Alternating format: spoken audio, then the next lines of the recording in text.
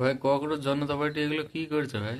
আবার এদিকে আন্দোলনে দেখছি আম আদমি পার্টি, রাহুল গান্ধী, জয় শ্রীরাম বলা যাবে না, হিন্দুস্তান মুর্দাবাদ।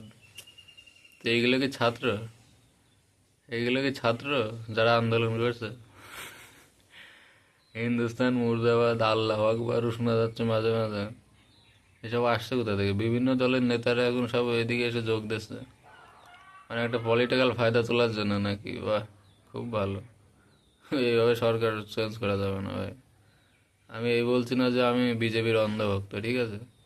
তাই বলে বিজেপিকে সরিয়ে আর এক চুতিয়া পার্টিকে আনবে, এটাও আমরা মানছি না, ঠিক আছে? ভালোই চলছে। ককরোচ জনতা পার্টি। ওইদিকে আবার অরিজিৎ সিং নাকি বিরোধ করেছে, তাদের সেটা চলে যাচ্ছে। বা অরিজিৎ সিং বিরোধ করেছে, ওদের জ্বলে যাচ্ছে এখন চুতিয়া জনগণ। যারা বামপন্থী তাদের জ্বলছে। অরিজিৎ সিং তো এবার এটাও বলে দিয়েছে, যারা আমার ভক্ত না তারা আমার মোবাইল থেকে প্লে লিস্ট, আমার গান শোনা লাগবে না, আমার গান শোনা লাগবে না, তোমরা ভাড় মে যাও। ও কারো বড় করে হচ্ছে ইন্টারন্যাশনাল গ্লোবাল, উনি হচ্ছে ইন্টারন্যাশনাল সিঙ্গার। তো উনি যে দলে যাক না কেন, গান শোনা নিয়ে এর মধ্যে আবার কি আছে?